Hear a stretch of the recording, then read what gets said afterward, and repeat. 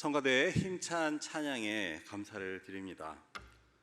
성가대가 노래한 가사와 같은 믿음의 고백이 여러분들 모두의 가슴속에도 힘차게 있으시길 바랍니다. 오늘도 궂은 날씨 가운데 주님의 젖을 찾은 여러분들께 하나님께서 성령의 담비를 풍성히 또 충만히 채워주시기를 축원합니다. 오늘 말씀의 제목은 어찌하여입니다. 물론 이 제목은 오늘 본문 3절에 나오는 말입니다. 어찌하여는 다른 말로 하면 왜이죠. 무슨 이유, 어떤 일에 있어서 그 원인이나 이유를 묻는 말입니다. 우리는 살면서 이런 질문을 알게 모르게 많이 하게 됩니다. 물론 왜라는 질문 외에도 누가, 무엇을, 어떻게 라는 다양한 종류들의 질문이 있습니다. 그런데 왜라는 질문만큼 우리의 삶을 깊숙하게 들여다보게 하는 질문은 없다고 할 수 있습니다. 조금 종류가 다릅니다. 누가, 무엇을, 어떻게 라고 묻는 것보다 왜 라고 묻는 것은 그 깊이가 다르다고 할 수 있습니다. 이 왜라는 질문이 다른 질문들과 달리 그 깊이가 다르다고 할 수 있는 것은 바로, 그리고 우리의 삶에 있어서 그것이 중요하다고 할 수 있는 것은, 이것은 단지 관찰이나 경험이나 지식이나 정보 등을 가지고만은 대답할 수 없기 때문입니다. 왜라는 질문에 대답하기 위해서는 이런 모든 것들이 필요하지만 거기에 머물러서는 안 되고 이것을 다 종합해서 내가 그것을 분석하고 해석해서 판단하는 것이 필요하기 때문입니다. 즉, 왜라는 질문에 대답하기 위해서는 꽤 많은 종류의 과정이 필요합니다.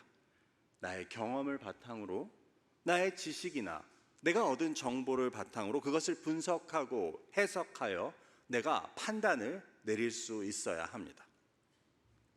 오늘 본문에 나오는 내용도 마찬가지였습니다.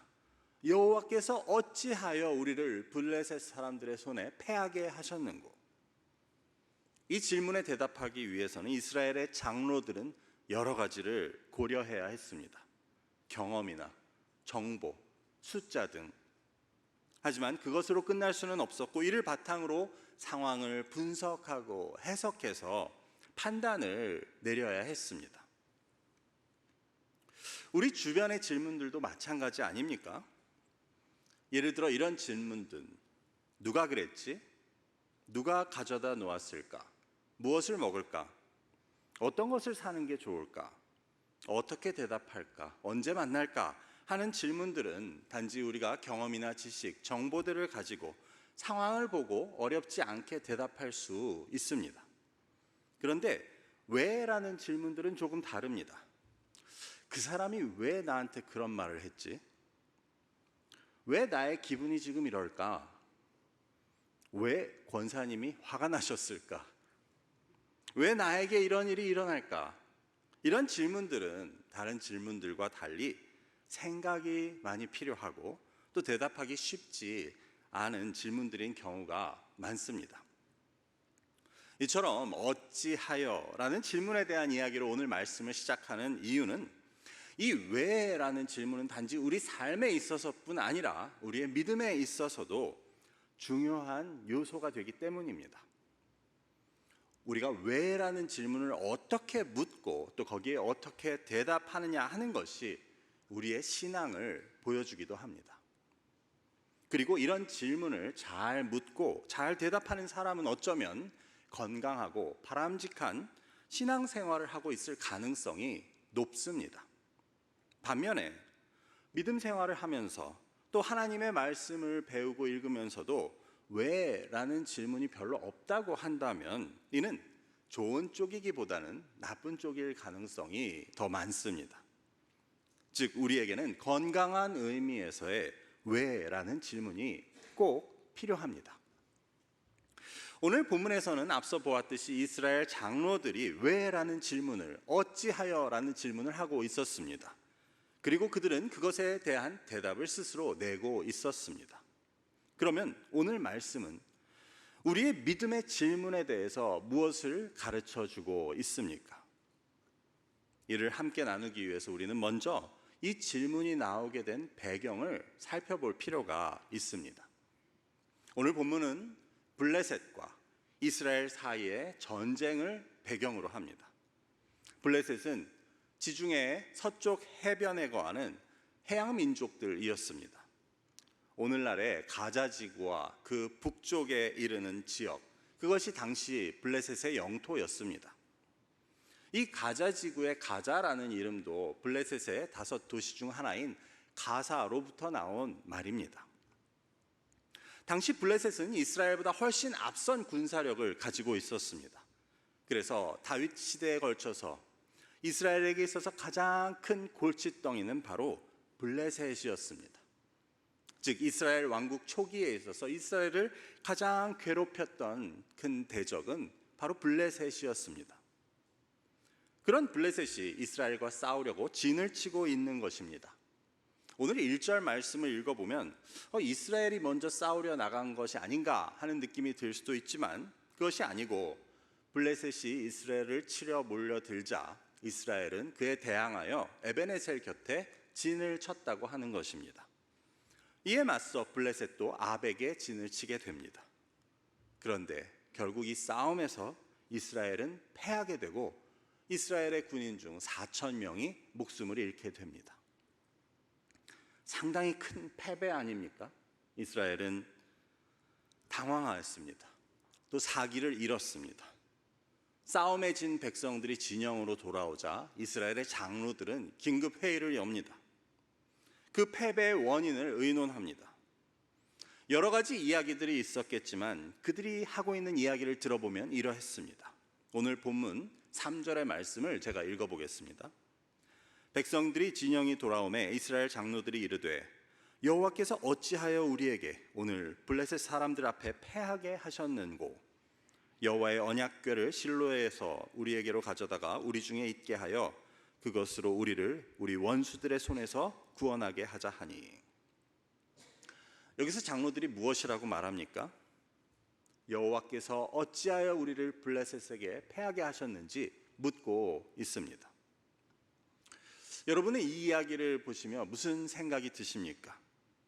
이스라엘이 자신의 패배를 하나님의 탓으로 돌리고 있는 것 같이 보이십니까? 그렇게 보일 수도 있지만 사실은 그것은 아니었습니다. 이스라엘은 자신들이 진 것에 대해 하나님의 핑계를 대고 있는 것이 아니었습니다. 적어도 이 장로들은 이 질문의 방향은 바로 잡고 있었습니다. 그들의 눈앞에 있는 전쟁은 단지 육신의 싸움만이 아니었기 때문입니다.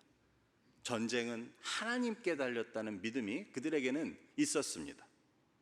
이것은 바른 믿음이었고 그래서 그들이 눈에 보이는 군대와 군대의 싸움을 놓고 하나님을 거론하는 것은 그 방향은 적어도 맞는 옳은 것이었습니다. 그래서 왜 하나님께서라는 그런 바른 질문을 해놓은 장로들은 그에 대해서 어떻게 대답합니까? 그들의 대답은 그들이 내놓은 해결책이 보여주고 있습니다. 그들이 제시한 해결책은 그러면 우리가 그 여호와의 언약궤를 가져다가 우리 가운데 놓고 그 언약궤가 우리를 블레셋의 손에서 구원하게 하자고 하는 해결책이었습니다. 반대로 이 해결책은 괜찮은 생각 같아 보입니다. 언약궤 위에 있는 속죄소라는 것은 하나님의 임재를 상징하는 것이었습니다. 그렇기 때문에 언약궤를 가져오겠다는 것은 하나님의 임재를 우리 가운데 가져오겠다는 뜻이었습니다. 그래서 하나님이 우리를 위해 싸우게 하겠다는 그들의 의도였습니다. 그런데 이상합니다. 그 결과를 보면 그들의 해결책이 틀렸다는 것을 우리는 알게 됩니다. 10절에 보면 이스라엘 군인 중 죽은 자가 이번에는 3만 명이었고 언약궤와 함께 온 제사장들, 즉 대제사장 엘리의 아들 홈니와 비느하스도 죽임을 당하게 됩니다. 결국 그들의 방법, 그들의 대답, 그들의 해결책은 크게 잘못된 것이었습니다. 왜? 라는 질문에 내놓은 그들의 대답은 크게 빗나간 것이었음을 우리는 알게 되는 것입니다. 오늘 말씀은 의도치 않게 자꾸 질문을 하게 되는데요. 여러분 마음속으로 대답하시면서 들으시면 되겠습니다. 그러면 언약궤를 가져온 것은 왜 잘못되었습니까? 왜라고 하는 그들의 질문은 맞는 것이었는데, 그래서 하나님께서 왜 그들을 패하게 하셨는지를 묻고 생각하는 것은 잘한 일이었는데, 그들은 잘못된 해결책을 내놓고 있었습니다. 그들이 언약궤를 가져온 것을 이해하기 위해서는 당시 블레셋의 그 전쟁의 관습을 우리가 알아볼 필요가 있습니다. 앞서 말씀드렸듯이 블레셋은 해양 민족이었고 아주 전쟁에 능한 민족이었습니다. 그들은 다곤이라는 신을 섬겼는데 이는 반은 물고기고 반은 사람인 그러한 모양의 신이었습니다. 한번 그림을 보실까요? 그리고 그 다음 그림도 보여주시기 바랍니다. 여기 나온 것들이 다 다곤, 즉 영어로 데이건이라는 그 신의 모습입니다. 블레셋은 이 자신들의 신 다곤이 전쟁을 승리로 이끈다고 믿었습니다. 그래서 그들은 이 다곤의 신상을 전쟁에 가지고 나갔다는 것이 고고학적인 연구를 통해서 밝혀지고 있습니다. 그런데 이는 고고학뿐 아니라 성경의 기록을 통해서도 우리가 확인할 수 있습니다. 사무엘하 5장 20절과 21절을 제가 읽어보겠습니다. 다윗이 바알브라심에 가서 거기서 그들을 치고 다윗이 말하되 여호와께서 물을 흩음같이 내 앞에서 내 대적을 흩으셨다 하므로 그것의 이름을 바알브라심이라 부르니라. 거기서 블레셋 사람들이 그들의 우상을 버렸으므로 다윗과 그의 부하들이 치우니라. 이는 나중 이야기인데 다윗이 블레셋을 무찌르자 전쟁에 나왔던 블레셋 사람들이 자기들이 가지고 왔던 우상을 다 버리고 도망갔다는 이야기입니다. 블레셋이 전쟁에 다곤 신상을 들고 나왔다는 그 사실을 뒷받침하고 있는 성경의 기록이었습니다. 이를 통해 우리가 생각해 보는 것은 이스라엘이 언약궤를 가져가자고, 전쟁의 언약궤를 가져가자고 결정한 것은 이러한 블레셋의 다곤 신상에 맞서기 위한 것이었음을 우리는 알게 됩니다. 블레셋은 저렇게 다곤 신상을 전쟁에 들고 와서 이겼는데 우리들은 그게 없어서 졌다고 이스라엘 장로들은 그렇게 결론을 내린 것입니다. 그러면 그들은 여호와의 신상을 들고 나가야 하는데 하나님은 신상이 없으니까 그들은 언약궤를 가져왔던 것입니다. 그래서 언약궤를 가지고 나가서 블레셋과 싸웠습니다. 그렇게 볼 때 하나님의 그 언약궤는 이스라엘 사람들, 이스라엘 장로들에게는 무엇인 셈이었습니까? 하나님의 그 거룩한 언약궤는 이러한 이스라엘의 행동으로 말미암아 우상이 되고 있었습니다. 하나님께서 만들지 말라고 하셨던 그 우상이 되고 말았습니다. 그래서 이스라엘은 블레셋과 마찬가지로 우상을 들고 전쟁에 나간 셈이 된 것입니다. 그래서 이번에 그들의 죽은 숫자는 그 이전의 싸움과는 비교할 수 없이 많게 됩니다. 그 언약궤가 없이 나가서 싸운 싸움에선 4,000명이 죽었다고 한다면 이번에 그 언약궤를 들고 나갔을 때는 3만 명이 죽게 됩니다. 어쩌면 이 전쟁에서 죽은 3만이라는 숫자는 이스라엘의 우상 숭배로 인한 하나님의 징계라고 할 수 있었습니다. 오늘 말씀을 통해 우리는 우리 자신에 대해서도 심각하게 돌아볼 필요가 있습니다. 다시 말해, 때로 우리는 우리가 믿는 하나님을 우상으로 만들고 있다는 사실에 대해서 깨달을 수 있어야 합니다. 우상은 어떤 존재입니까? 내가 원하는 것을 이루어주는, 도와주는 존재입니다. 사람들이 우상을 섬기는 이유는 하나밖에 없습니다. 자신들의 이익이 되기 때문에 그것을 만들어서 집에도 놓고 전쟁에도 가지고 나가고 또 그것에게 절하고 그것을 섬기는 것입니다. 우리도 만일 하나님을 이처럼 나에게 이익을 주시는 분으로, 내 사업을 잘 되게 해주시는 분으로, 나를 건강하게 해주시는 분으로 믿고 섬기고 있다면 우리는 어쩌면 하나님을 우상으로 만들고 있다는 것을 돌아볼 수 있어야 합니다. 우리가 성경을 통해 보게 되는 우상은 두 가지 종류가 있다고 하겠습니다. 첫 번째는 우리에게 훨씬 익숙한 것으로 내가 하나님보다 더 사랑하는 것을 우상이라고 합니다. 그래서 돈이든 가족이든 명예이든 출세이든 내가 하나님보다 더 사랑하면 그것이 우상이 됩니다. 그런데 이것보다 더 무서운 우상은 내 욕심에 의해서 하나님을 우상으로 만드는 것입니다. 다시 말해 하나님을 내 이익이나 내 성공이나 나의 행복을 위한 도구로 여기게 되면 이는 하나님을 우상으로 만드는 죄를 범하는 일임을 우리는 기억해야 합니다. 어쩌면 이것이 오늘날의 기독교인들이 더 많이 범하고 있는 우상 숭배라고 할 수 있습니다. 우리는 이렇게 질문할 수 있습니다. 아니, 하나님을 믿으면 하나님께서 재물도 성공도 건강도 주시는 것이 아닙니까? 물론 하나님께서 그 자녀들에게 주시는 복에는 이런 것들도 포함될 수 있습니다. 특별히 구약 성경은 이런 복들에 대해서 언급하는 것을 보게 됩니다. 하지만 하나님을 우상으로 섬기는 것은 아주 미묘한 차이에 의해서 생겨납니다.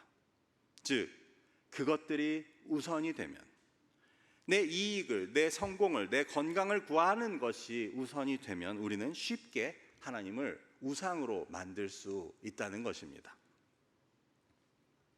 이스라엘은 오늘 말씀에서 언약궤를 그 진영으로 가져왔는데 그 언약궤에 하나님의 능력이 있다고 믿은 것 그 자체는 아무 잘못이 없었습니다.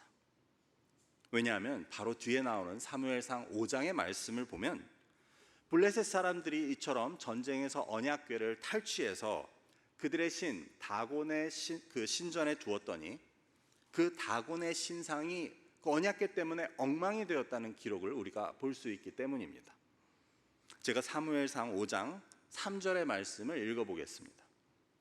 아스돗 사람들이 이튿날 일찍 일어나 본즉 다곤이 여호와의 궤 앞에 엎드려져서 그 얼굴이 땅에 닿았는지라. 그들이 다곤을 일으켜 다시 그 자리에 세웠더니 그러자 그 다음 날에 이런 일이 일어납니다. 4절의 말씀입니다. 그 이튿날 아침에 그들이 일찍 일어나 본즉 다곤이 여호와의 궤 앞에서 또다시 엎드려져 얼굴이 땅에 닿았고 그 머리와 두 손목은 끊어져 문지방에 있고 다곤의 몸뚱이만 남았더라. 즉 하나님은 그 하나님의 언약궤를 통해서 이 능력을 보여주십니다. 블레셋이 전쟁에 가지고 나왔던 다곤 신상은 여호와의 궤 앞에서 꼼짝도 할 수 없었고 머리와 손발이 끊어진 채 처참하게 나뒹굴고 있었습니다. 즉 전쟁터에서 언약궤가 다곤의 신상 때문에 힘이 약해서 이스라엘이 진 것이 아니라는 것을 하나님께서는 보여주고 계셨습니다. 문제는 언약궤가 아니었습니다. 문제가 다른 곳에 있음을 모른 채 그 언약궤를 우상 삼아서 전쟁터에 나간 이스라엘이 문제였습니다. 여호와의 언약궤가 힘이 없어서 무능해서 다곤에게 진 것이 아니었습니다. 그것을 우상 삼은 이스라엘에게 하나님께서는 그 어떤 능력도 보여주지 않으실 뿐만 아니라 도리어 그들이 처참하게 패배하는 일이 일어나게 되었던 것입니다. 우리가 우리의 아버지 되신 이 하나님을 믿는 신앙 안에 머물러 있으면 그 하나님께서는 자녀된 우리에게 모든 좋은 것을 주실 것입니다. 하지만 우리가 우리의 좋은 것을 위해서 하나님을 도구 삼는다면, 이용하려고 한다면 그것은 우상 숭배가 됩니다. 그렇게 되면 오늘의 이야기가 보여주듯 우리가 기대했던 것과 정반대의 결과를 가져오게 될 것입니다. 우리가 유념할 것은 이 둘의 차이는 종이 한 장의 차이라는 사실입니다. 하나님의 복을 누리는 것과 하나님을 우상으로 만드는 것은 아주 작은 차이에 있습니다. 우리가 하나님에 대한 믿음보다 우리의 필요에 더 집중하게 될 때 우리는 하나님을 우상으로 만드는 죄를 범할 수밖에 없습니다. 이스라엘이 만일 하나님을 믿는 바른 믿음 위에 서 있었다면 여호와의 언약궤가 없어도 그들은 블레셋에게 승리할 수 있었습니다. 문제는 언약궤가 아니었고 이스라엘과 하나님과의 관계였습니다. 앞서서 이스라엘 장로들이 그 첫 번째 질문은 바로 했다는 것을 말씀드렸습니다. 왜 하나님께서 우리를 블레셋에게 패배하게 하셨는지 하는 질문은 필요한 질문이었고 맞는 질문이었습니다. 그것에 대한 대답은 언약궤가 아닌 그들 자신에게서 찾을 수 있어야 했습니다. 자기들이 하나님 앞에 바로 서지 못한 것을 돌아보고 뉘우쳐 돌이킬 수 있어야 했습니다. 특별히 당시 이스라엘의 문제 중 가장 큰 것은 그 대제사장 엘리의 아들 홈니와 비느하스의 문제였습니다. 그들은 하나님의 제사를 업신여기고 사무엘상 앞부분에 기록되어 있지만 성전의 일을 자기 마음대로 행하며 또 방탕하게 생활하였던 것입니다. 그래서 이스라엘과 하나님과의 관계를 깨뜨리게 된 그들은 이 전쟁을 통해 죽임을 당하게 되고 언약궤를 블레셋에게 빼앗기게 됩니다. 우리의 경우도 우리에게 일어나는 많은 일들, 특히 어렵고 힘든 일, 헤아릴 수 없는 그러한 고난을 당할 때 우리는 다른 질문을 할 수 있어야 됩니다. 그리고 그 질문에 대한 우리의 대답은 다른 어떤 것에서 찾기보다는 나 자신에게서 찾을 수 있어야 합니다. 여호와께서 어찌하여 우리를 블레셋에게 패배하게 하셨는고? 라는 장로들의 질문에 대한 대답으로 이스라엘은 스스로에서 그 대답을 찾고 스스로 회개하고 돌이킬 수 있어야 했습니다. 이처럼 바른 답을 찾을 수 있었다면 3만 명의 군사들은 죽지 않아도 되었을 것입니다. 언약궤는 빼앗기지 않아도 되었을 것입니다. 이스라엘 장로들이 하지 못한 것을 뒤에 가면 사무엘이 하고 있는 것을 보게 됩니다. 사무엘상 7장에 보면 우리가 잘 아는 그 미스바의 기도를 보게 됩니다. 사무엘은 이스라엘을 모아놓고 이렇게 말합니다. 사무엘상 7장 3절의 말씀입니다.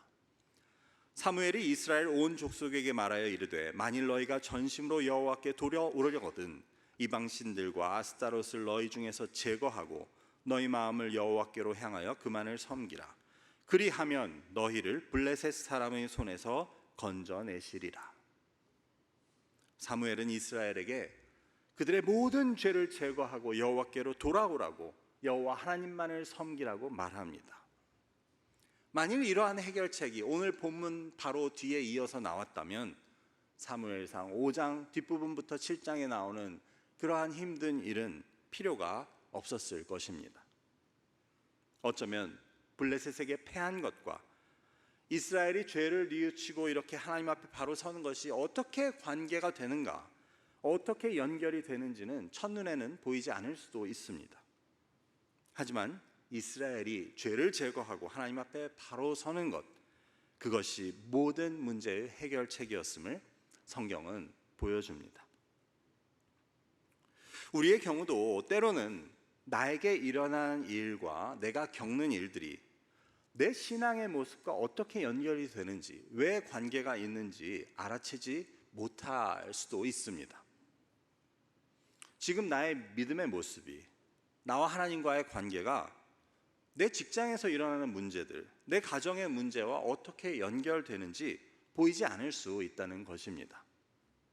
하지만 이스라엘의 경우와 마찬가지로 우리도 우리의 죄를 제하고 하나님 앞에 바로 서는 것이 우리의 모든 문제의 해결책이 될 수 있다는 것을 오늘 말씀은 보여줍니다. 우리가 하지만 하나님과 관계가 아닌 다른 것에 집중하다, 주목하다 보면은 다른 식으로는 그 해결을 찾지 못하게 될 수 있습니다.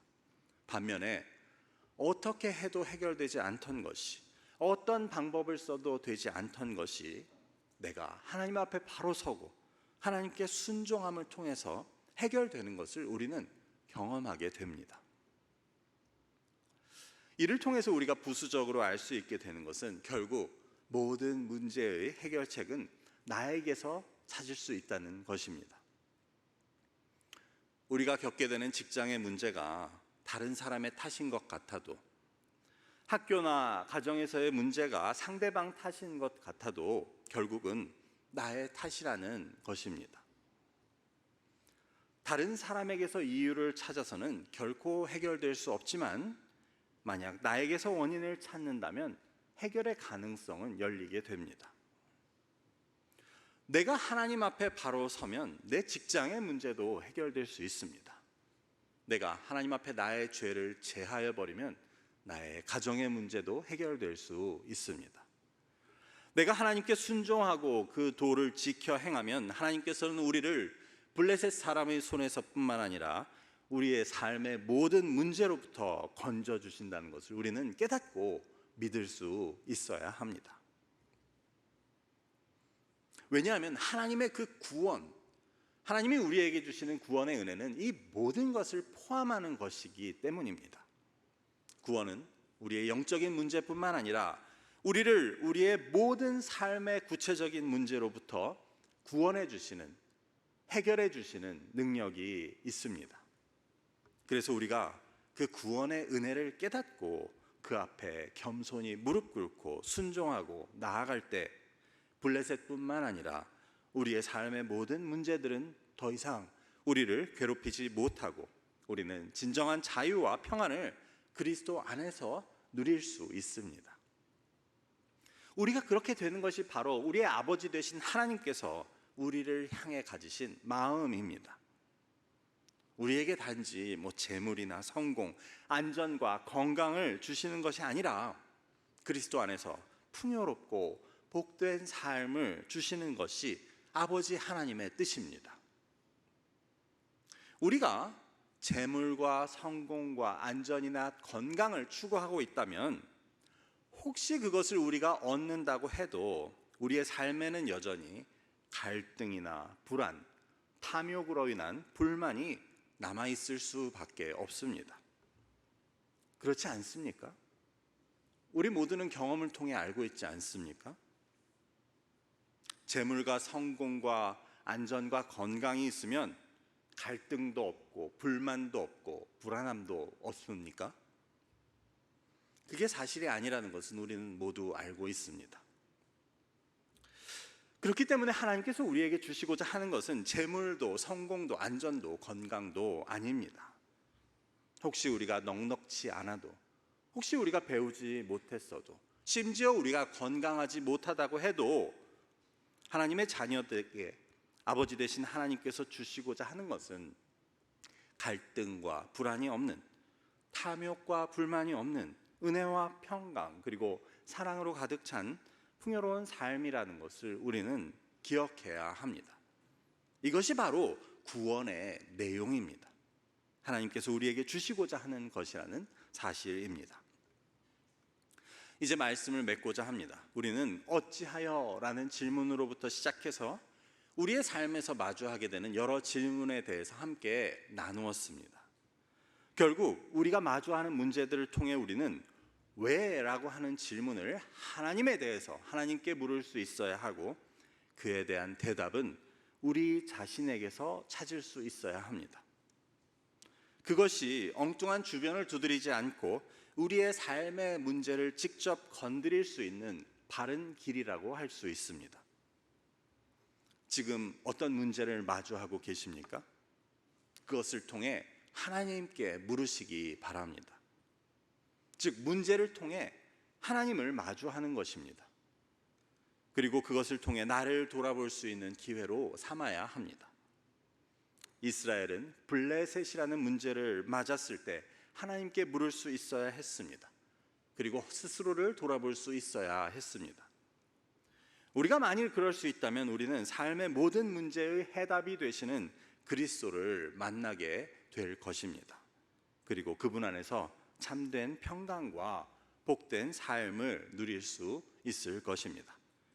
저와 여러분은 모두 그런 지혜 있는 자들이 되시길 주님의 이름으로 축원합니다. 기도하겠습니다. 아버지, 오늘 말씀을 통해 우리의 삶의 문제 앞에서 우리가 해야 할 질문과 답을 찾아야 할 곳에 대해 깨닫게 하시니 감사합니다. 결국 우리의 소망은 예수 그리스도께 있으며 모든 삶의 문제의 해답도 복음의 진리에 있음을 깨닫게 됩니다. 헛된 것을 좇으며 삶을 낭비하는 어리석은 저희가 아닌 삶의 모든 문제를 통해 하나님께 묻고 그 안에서 나를 찾아가는 저희가 되게 하옵소서. 예수 그리스도의 이름으로 기도드립니다. 아멘.